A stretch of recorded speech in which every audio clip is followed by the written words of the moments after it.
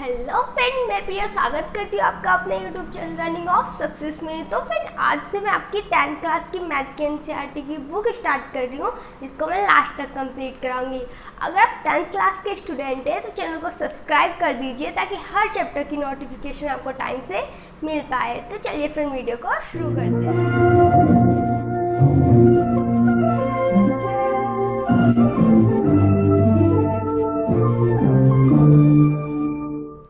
इस वीडियो में हम फर्स्ट चैप्टर का बेस क्लियर करेंगे, जिसमें हम संख्या पद्धति के अंदर प्राकृतिक संख्या, पूर्ण संख्या, पूर्णांक, सम, विषम, अभाज्य संख्या, भाज्य संख्या, परिमेय संख्या, अपरिमेय संख्या और वास्तविक संख्या के बारे में जानेंगे। तो फिर चैप्टर को स्टार्ट करने से पहले इन सब संख्याओं के बारे में पढ़ लेना बहुत ज़रूरी है, ताकि चैप्टर के कॉन्सेप्ट हमारे क्लियर रहे और चैप्टर हमें बहुत अच्छे से समझ। संख्या पद्धति यानी कि नंबर सिस्टम, इसमें जो हमारा पहला आता है वो हमारा प्राकृतिक संख्या, जिसको हम इंग्लिश में क्या बोलते हैं, नेचुरल नंबर। तो फ्रेंड, नेचुरल नंबर क्या होते हैं, इसके बारे में बताने से पहले मैं आपको एक बात बता दूं कि फ्रेंड, इस वीडियो में जितनी भी मैं आपको संख्याओं के बारे में बताऊंगी उसकी आपको डेफिनेशन याद करने की जरूरत नहीं है, क्योंकि आपके एग्जाम में नहीं पूछा जाएगा इसकी डेफिनेशन कि आप प्राकृतिक संख्या या और संख्याओं की डेफिनेशन बताइए। सिर्फ आपको चैप्टर में क्वेश्चन सॉल्व करने के लिए इनके बारे में नॉलेज होना चाहिए, क्योंकि बीच बीच में इनका थोड़ा थोड़ा यूज होगा। तो ठीक है फ्रेंड, अब आते हैं प्राकृतिक संख्या पे। तो प्राकृतिक संख्या क्या होती है? वे संख्या जिनको गिनने में यूज किया जाता है। अब गिनने में कैसे यूज किया जाता है? आप मुझे एक बात बताओ कि गिनना कहाँ से स्टार्ट करते हो? 0 से, 1 से या -1 से? कहाँ से स्टार्ट करते हो? 1 से स्टार्ट करते हो ना। अगर मैं आपको ये काउंट करने के लिए कहूँ, अपनी हाथ की जो उंगलियां हैं, कहाँ से स्टार्ट करोगे? 1 2 3 4 5, 1 से स्टार्ट करोगे। तो बस ये हमारी प्राकृतिक संख्या है। वे संख्याएं जो 1 से स्टार्ट हो और आगे तक हम जैसे जैसे गिनते चले जाए, आगे तक चलती चली जाए, जितना हम गिनना चाहते हैं, वे सारी की सारी संख्या एक के बाद की हमारी प्राकृतिक संख्या होगी। इसके हम कुछ एग्जाम्पल देख लेते हैं, जैसे कि 1 2 3, 1 के बाद की सारी संख्याएं 1 2 3 4 5 5.5 6.6 7 8 9 और इसके आगे की संख्या ले लीजिए 10 100 और भी जितनी भी मतलब आगे की संख्याएं हैं जो 1 के बाद की हैं, जिनको हम काउंटिंग में जब गिनते हैं, जब हम उसको यूज करते हैं, तो वे सारी की सारी क्या होंगी? हमारी प्राकृतिक संख्या होगी। ठीक है फ्रेंड, अभी कुछ स्टूडेंट सोच रहे होंगे कि हमारा ये हमने पॉइंट में 5.5 6.6 ये हमने क्यों लिया? तो फ्रेंड, आप मुझे एक बात बताओ, 9th क्लास में चैप्टर के आपने पढ़ा नहीं है? बहुत अच्छे से पढ़ के आ चुके हो आप कि अगर मैं ले लूँ 1 और 2 तो इनके बीच में हमारी बहुत सारी संख्याएं होती है ना फ्रेंड, जैसे 1.1 1.2 1.3 और भी कोई भी संख्या ले ले, उन दो संख्याओं के बीच में बहुत सारी छोटी संख्याएं होती है। ठीक है फ्रेंड, तो वो भी तो हमारे 1 की बाद की संख्या है।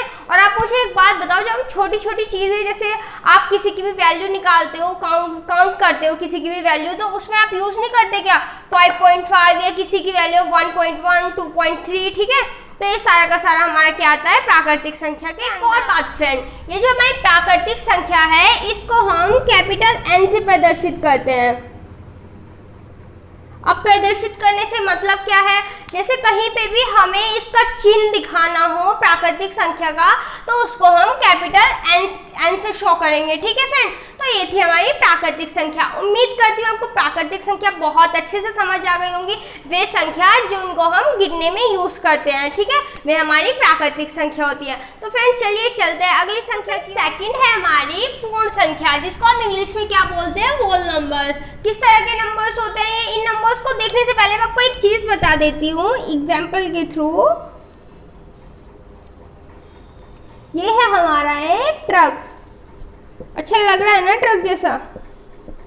अब नहीं लग रहा तो आप मान लीजिए। ठीक है, अभी हमने क्या पढ़ा? प्राकृतिक संख्या के बारे में पढ़ा, जो 1 से स्टार्ट हो और आगे तक चलती जाए, काउंट में जिनको यानी कि गिनने में इस्तेमाल करते हैं, वो सारी की सारी प्राकृतिक संख्या होती है। तो वो सारी की सारी उठा के हम इसके अंदर डाल देते हैं। 1 2 3 4 4.4 5.6 और भी जितनी भी 10 70 और भी जितनी संख्याएं हैं सारी की सारी डाल दीजिए। 25 50, ये सारी की सारी हमने प्राकृतिक संख्या डाल दी। अब सारी तो शो नहीं कर सकती तो मैंने कुछ संख्याओं को लिख दिया, ठीक है फ्रेंड। अभी मैं यहाँ से दौड़ी दौड़ी आती हूँ और यहाँ से ऊपर से मैंने इसके अंदर उठा के 0 और डाल दिया। तो ट्रक के अंदर हमारी कौन सी संख्या थी? प्राकृतिक संख्या, यानी एक के बाद की संख्या, एक और एक के बाद की संख्या। अभी मैंने आके इसके अंदर 0 और डाल दिया, तो बस बन गई है हमारी पूर्ण संख्या, यानी कि जो संख्या 0 से स्टार्ट हो और आगे तक चलती जाए उन संख्याओं को हम पूर्ण संख्या कहते हैं। कितना सिंपल था, बस प्राकृतिक संख्या 1 से थी इसलिए हमने 0 और लगा दिया, तो ये बन गई हमारी पूर्ण संख्या। जो हमारी पूर्ण संख्या है इसको हम कैपिटल W से प्रदर्शित करते हैं। जो हमने प्राकृतिक संख्या पढ़ा था उसमें किसको प्रदर्शित करते थे? उसको करते थे हम कैपिटल N से प्रदर्शित। इसको कैपिटल W से प्रदर्शित करेंगे तो लिख लेते हैं एग्जाम्पल में, जैसे कि 0, 1, 2, 3, 4, 4.4, 5, 5.5, 5.6 और आगे तक जितने भी हैं 80, 1000, ये सारे के सारे आगे तक चलते जाएंगे। सारे के सारे हमारी पूर्ण संख्याएं हैं। उम्मीद करती हूँ फ्रेंड आपको पूर्ण संख्याएं बहुत अच्छे से समझ आ गया होगा। वैसे तो बहुत सिंपल है, बट किसी स्टूडेंट को अगर समझ नहीं आया है तो वीडियो को पॉज करें और पहले उसको स्टार्टिंग से देखें, उसके बाद अगली संख्याओं के बारे में देखें, ठीक है फ्रेंड। तो चलते हैं अपनी अगली संख्या की। फ्रेंड थर्ड है हमारा पूर्णांक, जिसको हम इंग्लिश में क्या बोलते हैं? इंटीजर। तो इंटीजर के बारे में बताने से पहले आपको दो संख्याओं के बारे में और बता देती हूँ। वैसे कुछ स्टूडेंट को पता होगा, जिनको नहीं पता, कुछ को नहीं भी पता होगा। जिनको नहीं पता है एक बार उनको बता देती हूँ ताकि अगली संख्या को मैं समझा पाऊँ, ठीक है फ्रेंड। तो हमारा जो पहला है वो है धनात्मक संख्या, जिसको हम इंग्लिश में क्या बोलते हैं? Positive numbers. अब ये किस तरह के नंबर्स होते हैं? जितने भी हमारे प्लस वाले नंबर होंगे, चाहे वो पॉइंट में हो चाहे वो बटे में हो, जैसे 3/2, 4/2, 1/3, ये सारे के सारे हमारे धनात्मक संख्या के अंदर आएंगे। एग्जाम्पल में देख लेते हैं, जैसे कि 1, 2, 3, 3.3, 3/4, 5/6 और जितने भी यानी कि प्लस वाले संख्या होंगी वे सारी की सारी धनात्मक संख्या के अंदर आएंगी। सेकंड है हमारा ऋणात्मक संख्या, जिसको इंग्लिश में क्या बोलते हैं? Negative numbers. अब ये कौन से नंबर्स होते हैं? जितने भी हमारे सारे माइनस वाले नंबर होंगे वे होंगे हमारे ऋणात्मक संख्या। अब एग्जाम्पल के लिए अगर हम देख लें, जैसे कि -1, -2, -2.2, 3/4, -, ये सारे के सारे जितने भी माइनस वाले होंगे वे होंगे हमारी ऋणात्मक संख्याएं, ठीक है फ्रेंड। ये तो आपको समझ आ गया। पूर्णांक, जिसको हम इंग्लिश में क्या बोलते हैं? इंटीजर। तो इसको बताने से पहले भी आपको एक एग्जाम्पल के थ्रू समझा देती हूँ। जैसे अभी मैंने ट्रक बना के आपको पूर्ण संख्या के बारे में बताया था और इसके अंदर हमने कौन कौन सी संख्याएं डाल चुके थे? इसके अंदर हम कौन कौन सी संख्याएं डाल चुके थे? एक के बाद की सारी संख्या और 0, ये सारा का सारा हम इसके अंदर भर चुके थे। तो दोबारा से भर देते हैं। 1, 2, 3, 4, 4.4, 5, 6, 25, ये सारा का सारा भर दिया। और इसके अलग और क्या था? पूर्ण संख्या, यानी कि 0 और ऊपर से हमने इसमें डाल दिया था। तो इसमें क्या प्राकृतिक संख्या और पूर्ण संख्या भरी थी। तो फ्रेंड अभी मैं यहाँ से ऐसे ऊपर से गई, यहाँ से जाके मैंने इसके अंदर सारी की सारी ऋणात्मक संख्या और डाल दी, यानी कि माइनस वाली संख्याएं। तो डाल देते हैं, जैसे कि -1, -2, -3, -4 और भी, यानी कि माइनस के 4.4, माइनस के 5.6, माइनस वाली जितनी भी संख्याएं हैं वो सारी की सारी मैंने इसके अंदर डाल दी। तो अब क्या बन गई है हमारी? पूर्णांक, यानी इंटीजर। तो बस फ्रेंड ये भी बहुत सिंपल था। इसके अंदर हमने हमारी प्राकृतिक संख्या आ गई, पूर्ण संख्या आ गई और इसके अंदर माइनस वाली संख्या हमने और ऐड कर दी, तो ये बन गई हमारे पूर्णांक। तो फ्रेंड जो हमारे पूर्णांक है यानी कि इंटीजर, इसको हम कैपिटल Z से प्रदर्शित करते हैं, ठीक है फ्रेंड। अगर हम इसके एग्जाम्पल लिखें, जैसे 1, 2, 3, 0 भी आएगा ना, 0, 1, 2, 3, -3, -4, 5, -5, के 3.5, ये सारे के सारे 0 और माइनस और प्लस सारी की सारी संख्याएं इसके अंदर हमारी आ जाएंगी, ठीक है फ्रेंड। अगर मैं इसको सरल रेखा में प्रदर्शित करके दिखाऊं आपको, ये हो गई हमारी एक सरल रेखा। तो जो हमारा 0 को रखते हैं हम सरल रेखा है वो हमेशा रखते हैं मिड में, और 0 के जो हमारे सीधे हाथ की तरफ जितनी भी संख्याएं होंगी वो सारी प्लस वाली संख्याएं आएंगी, ठीक है फ्रेंड। यानी कि 1 2 3 4 5 6 और भी आगे तक जितनी भी संख्याएं प्लस वाली वो आएंगे हमारे सीधे हाथ की तरफ, और जो उल्टे हाथ की तरफ आएंगी वो आएंगी सारी माइनस वाली संख्याएं, -1 -2 -3 -4 -5, ये सारी आगे तक हमारी जितनी भी संख्याएं हैं ये चलती जाएंगी, ठीक है फ्रेंड। तो हमारी जो सीधे हाथ की तरफ आएंगी वे आएंगी प्लस वाली, और जो उल्टे हाथ की तरफ आएंगी वे आएंगी हमारी माइनस वाली। उम्मीद करती हूँ फ्रेंड ये था हमारा पूर्णांक, उम्मीद करती हूँ कि आपको ये अच्छे से समझ आ गया होगा, ठीक है फ्रेंड। तो अभी चलते हैं अपनी अगली संख्या की ओर। फोर्थ है हमारा सम संख्या, जिसको हम इंग्लिश में क्या बोलते हैं, इवन नंबर्स। अब ये किस तरह की संख्या होती है, तो वे संख्या जिसको हम 2 से भाग करें अगर तो पूरा का पूरा कट जाए तो उन संख्याओं को हम सम संख्या कहते हैं। 1 2 को भाग दे के देख लेते हैं, जैसे कि ये है हमारा 12, 2 छिका 12 कट गया पूरा का पूरा, तो 12 क्या होगा हमारी सम संख्या। अब दूसरा ले लेते हैं, अगर 2 ले 2 से कट ही जाएगा, 2 एकम 2, तो ये कैसा है हमारी सम संख्या। और ले लेते हैं जैसे कि 24, 2 एकम 2, 2 दूनी 4 पूरा का पूरा कट गया, तो ये भी कैसी होगी हमारी सम संख्या। तो जो सारी की सारी हमारी जितनी भी संख्या 2 से पूरा का पूरा कट जाएगी वो हमारी सारी सम संख्या होगी। एग्जाम्पल लिख लेते हैं, से 2 4 6 8 12 10 16 24 86 और भी जितनी संख्या है सारी कटने वाली वो हमारी सम संख्या होंगी। तो ये भी फ्रेंड आपको अच्छे से समझ आ गया होगा। तो अब चलते हैं विषम संख्या। फिफ्थ आता है हमारा विषम संख्या, जिसको इंग्लिश में क्या बोलते हैं, ऑड नंबर। तो ये नंबर जो हमारी सम संख्या हमने पढ़ी थी जस्ट इसका उल्टा होते हैं, यानी कि अगर हम 2 से इनको भाग करें तो कुछ ना कुछ हमारा शेषफल बच जाएगा। यानी वो संख्या जो 2 से भाग देने पर पूरा पूरा ना कटे उन संख्या को हम विषम संख्या कहते हैं। जैसे कि 3 5 7 9 11 13 15 और भी 87,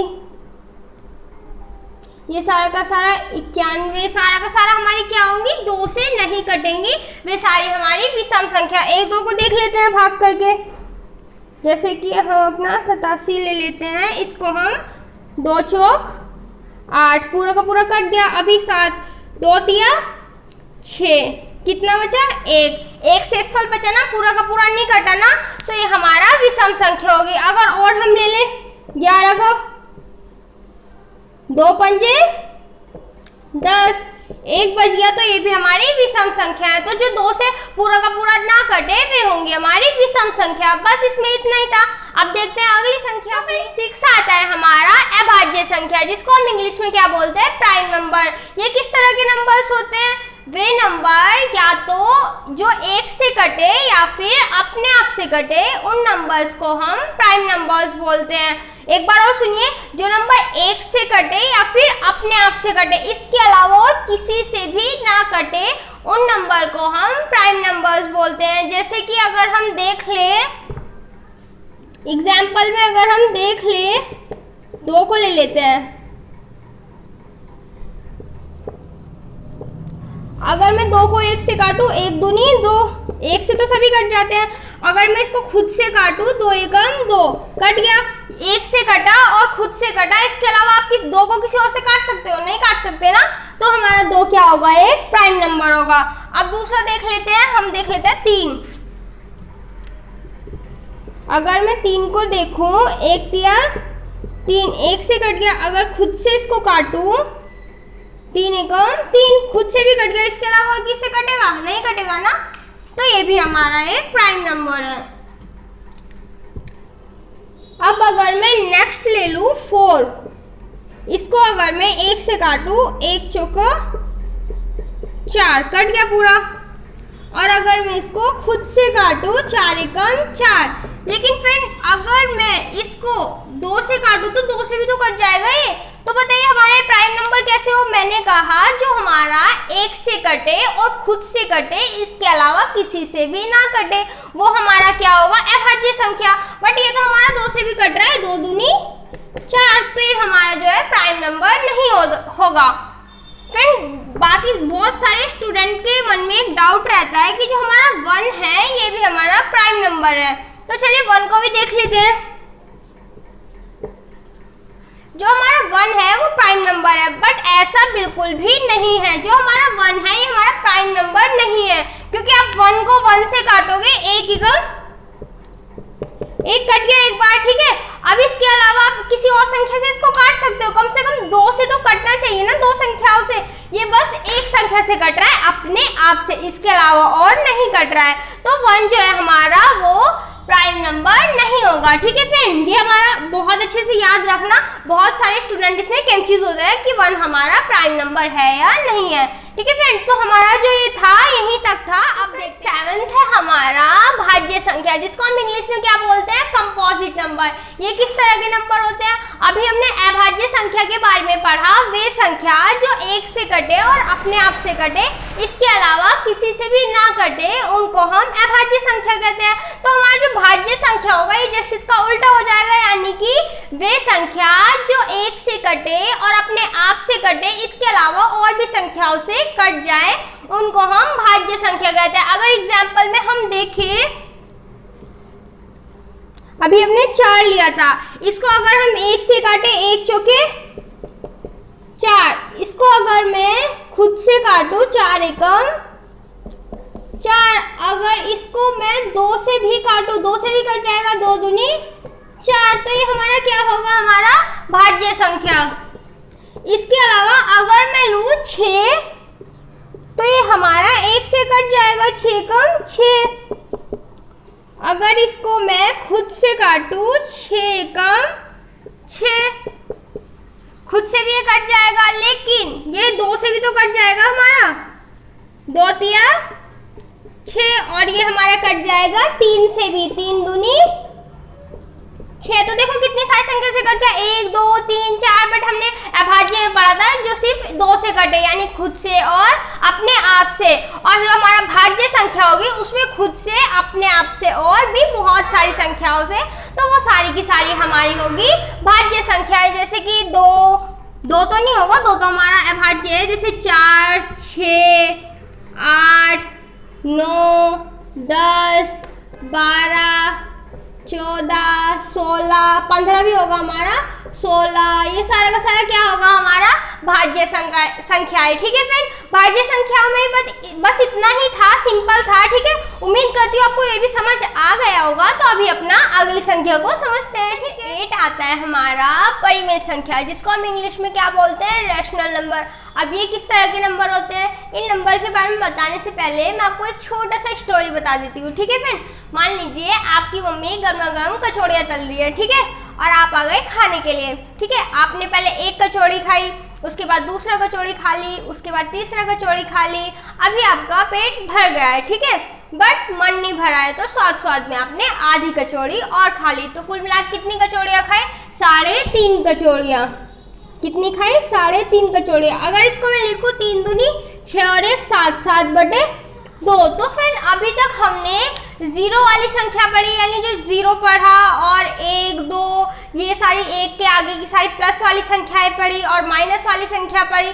बट हमने इस तरह की संख्या नहीं पढ़ी बटे वाली, जैसे 7/2 5/3 4/5, इस तरह की संख्या हमने नहीं पढ़ी। तो इस तरह की संख्या को पढ़ेंगे हम परिमेय संख्या। परिमेय संख्या वे संख्या जिन संख्याओं को हम p/q के रूप में लिख सकते हैं, उन सभी संख्याओं को हम परिमेय संख्या कहते हैं। जैसे कि हम जितना भी इस वीडियो में संख्याओं के बारे में पढ़ के आ चुके हैं, जो संख्या पढ़ चुके हैं, उनमें से कोई भी संख्या उठा के आप ऊपर रख दीजिए, कोई भी संख्या उठा के आप नीचे रख दीजिए, जो भी हमारा बन के आएगा वो होगा हमारी परिमेय संख्या।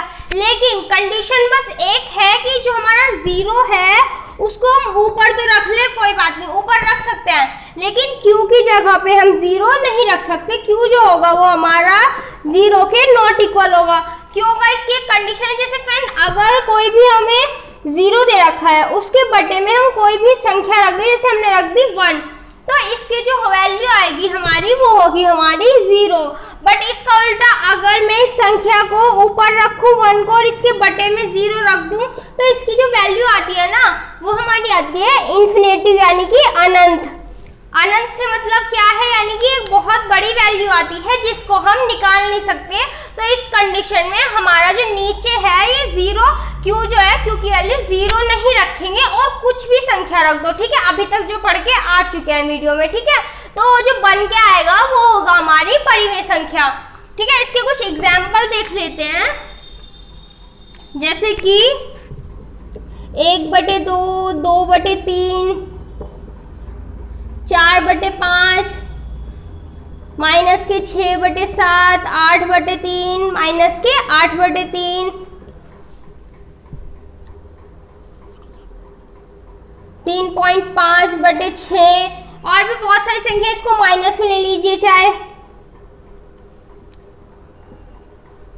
-8.7/4, ये सारी की सारी क्या होंगी हमारी परिमेय संख्या होगी। जैसे हमने अगर इसका पॉइंट हटा दिया, पॉइंट हटा के आपको पॉइंट वाली कंडीशन पता है कि अगर हम पॉइंट हटाते हैं तो उसके बाद जितनी भी संख्या होती है उतनी संख्या 0 नीचे लगा देते हैं। जैसे हमने ये पॉइंट हटाया तो इसके बाद कितनी संख्या, एक संख्या है, तो अगर हम इसको हटा के 1 0 यहाँ पे लगा देंगे तो बन गया ना ये हमारा परिमेय संख्या।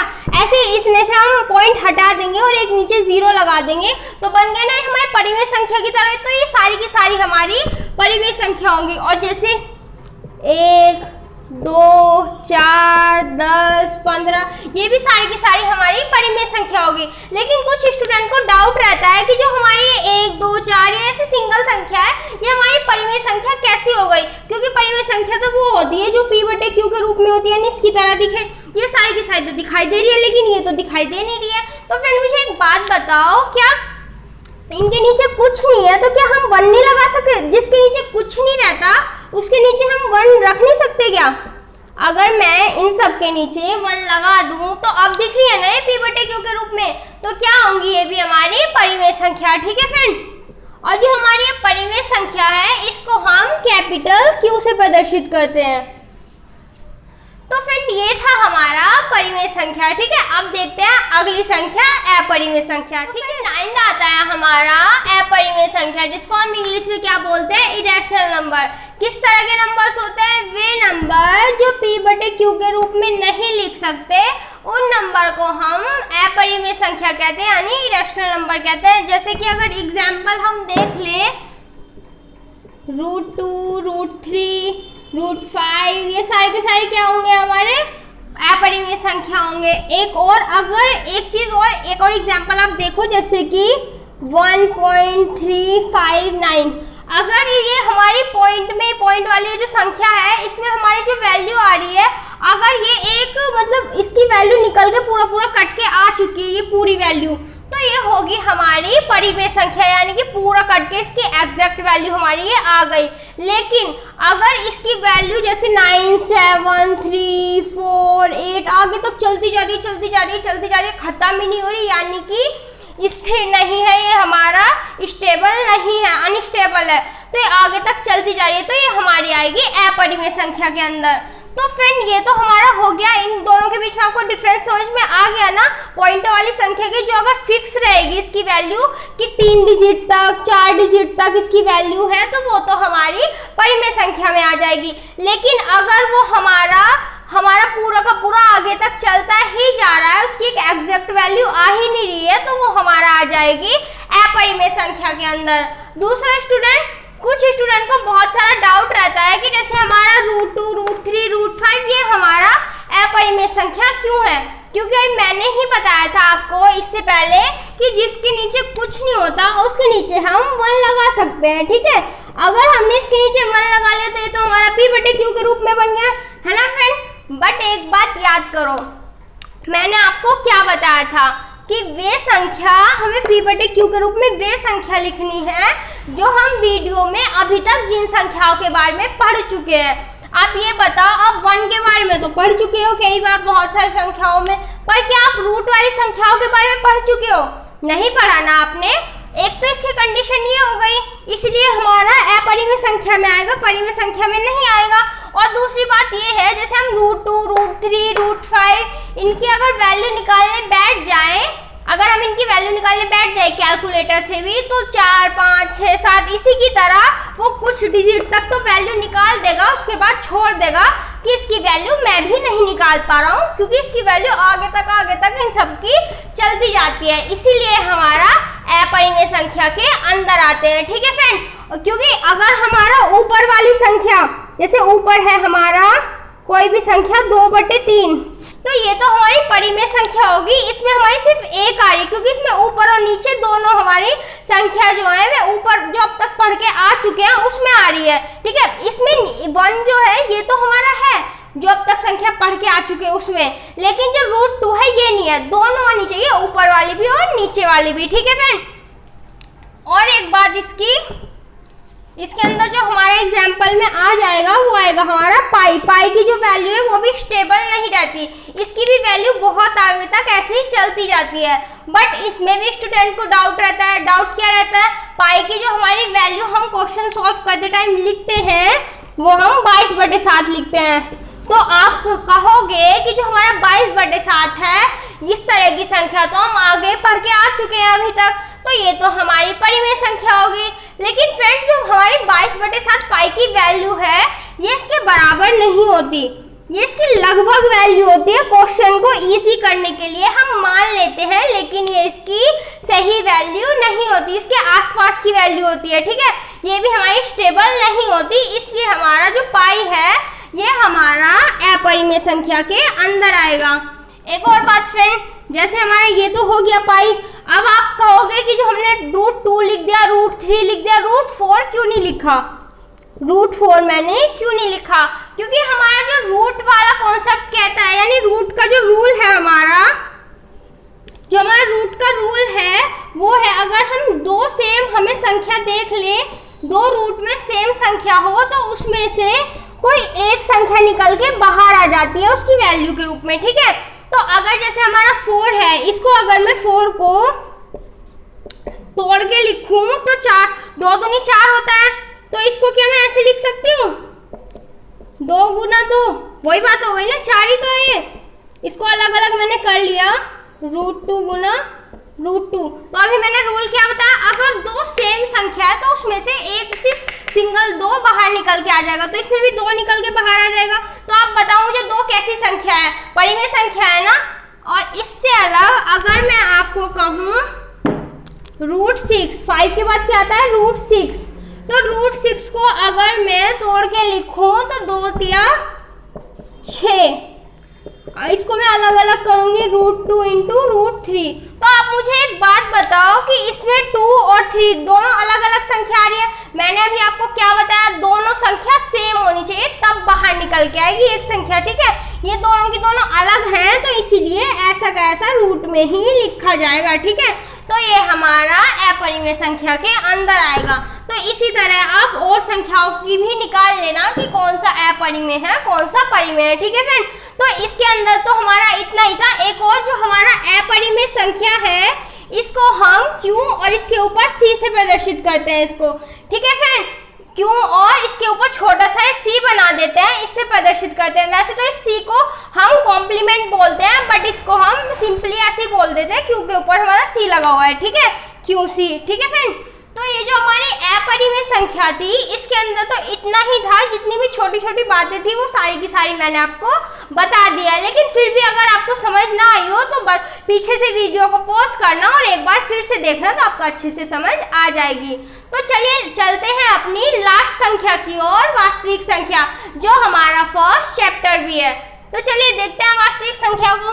वास्तविक संख्या, जिसको हम इंग्लिश में क्या बोलते हैं? Real number. तो फ्रेंड, रियल नंबर क्या होते हैं?